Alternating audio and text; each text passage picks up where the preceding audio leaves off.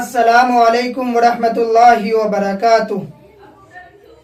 زیور کی زکوٰۃ نہ نکالنے پر وعید۔ حدیث شریف میں آتا ہے کہ ایک مرتبہ حضور اقدس صلی اللہ علیہ وسلم اپنے گھر تشریف لے گئے۔ آپ نے ان سے پوچھا کہ یہ انگوٹھیاں کہاں سے آئی؟ حضرت عائشہ نے عرض کیا، یا رسول اللہ، میں نے یہ کہیں سے حاصل کی ہے، اس لیے یہ مجھے اچھی لگ رہی ہے۔ حضور اقدس صلی اللہ علیہ وسلم نے ان سے پوچھا کہ کیا تم اس کی زکوٰۃ نکالتی ہو؟ حضرت عائشہ رضی اللہ عنہا نے عرض کیا، یا رسول اللہ، میں نے اس کی زکوٰۃ نہیں نکالی۔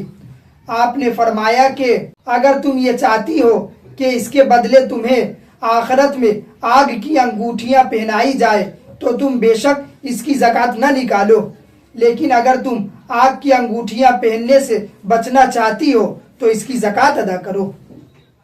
حضور اقدس صلی اللہ علیہ وسلم نے زیور کی زکوٰۃ کے بارے میں اتنی تاکید فرمائی ہے، لہذا خواتین کو زیور کی زکوٰۃ ادا کرنے کا بہت اہتمام کرنا چاہیے، بشرطے وہ زیورات ان کی ملکیت میں ہو۔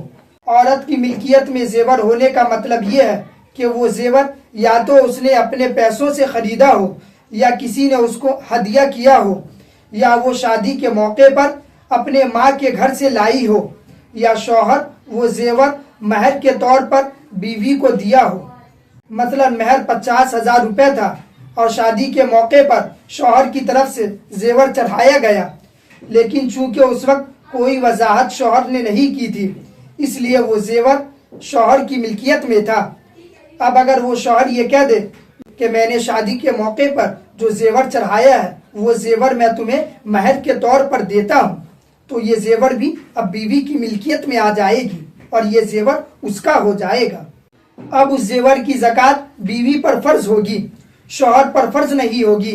اب بیوی کو اختیار ہے، جو چاہے کرے، چاہے خود پہنے یا فروخت کر دے یا کسی کو دے دے۔ شوہر کو اجازت نہیں کہ وہ بیوی کو ان کاموں سے روکے، اس لیے کہ وہ زیور اس کی ملکیت میں آ چکا ہے۔ بہرحال ہر چیز کا یہی حکم ہے، جو شخص جس چیز کا مالک ہے اس کی زکوٰۃ اسی پر فرض ہوگی، البتہ اگر دوسرا شخص اس کی اجازت سے رضاکارانہ طور پر زکوٰۃ دے دے تو زکوٰۃ ادا ہو جائے گی۔ مثلا بیوی کی طرف سے شوہر دے دے یا اولاد کی طرف سے باپ دے دے، بشرطے کہ اجازت ہو، بغیر اجازت کے زکوٰۃ ادا نہیں ہوگی، اس لیے کہ وہ اس کا اپنا فریضہ ہے۔ ہمارے معاشرے میں زکوٰۃ کے مسائل سے ناواقفیت بہت پھیلی ہوئی ہے۔ اس کی وجہ سے یہ ہو رہا ہے کہ بہت سے لوگ زکوٰۃ ادا کرتے ہیں، لیکن بسا اوقات وہ زکوٰۃ صحیح طریقے سے ادا نہیں ہوتی اور اس کے نتیجے میں زکوٰۃ ادا نہ ہونے کا وبال اس کے سر پر رہتا ہے۔ اس لیے خدا کے لیے زکوٰۃ کے بنیادی مسائل کو سیکھ لیں۔